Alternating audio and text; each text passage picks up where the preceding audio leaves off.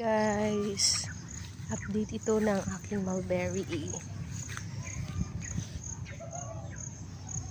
Ito na sila, malalaki na.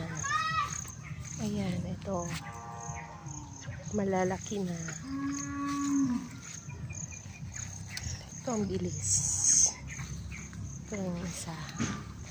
Yung gagawin ko now is magta-try ako na mag-bend ng mulberry. So, ito siya. Ito yung isang puno na itry ko na i-bend. Ayan na siya. So, kailangan ko tanggalin lahat ng dahon. Bali, parang nag-i-experiment pa lang naman ako dito.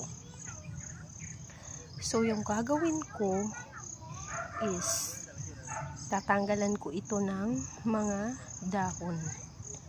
Then, yung dahon, gagawin ko itong tsaa para mapakinabangan ko naman ito. For now, ito muna, this will be an experiment. Try ko muna itong i-experiment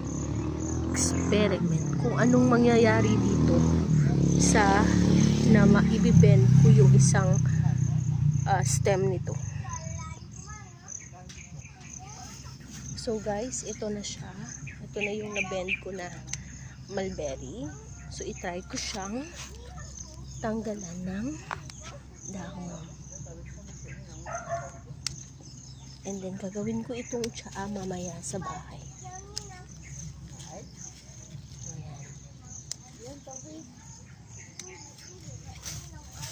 At dito ko siya lalagay. Ayan, gagawin ko itong tsaa. Hugasan ko mamaya ito at gawin tsaa.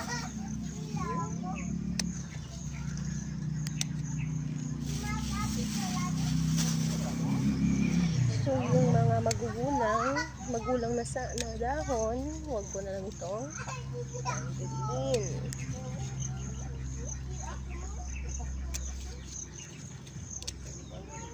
I mean, hindi ko na ito gagawin tsaa. Yung mga magugulang.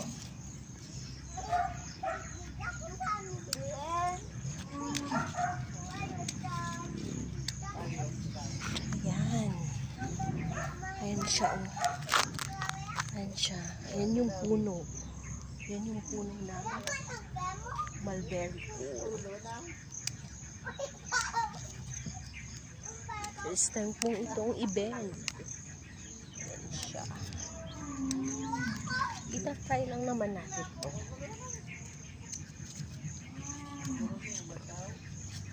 Tingnan natin kung ano mangyari sa kanya. So yan guys, nagawa ko na siyang i-prune. Ayan siya. Ayan.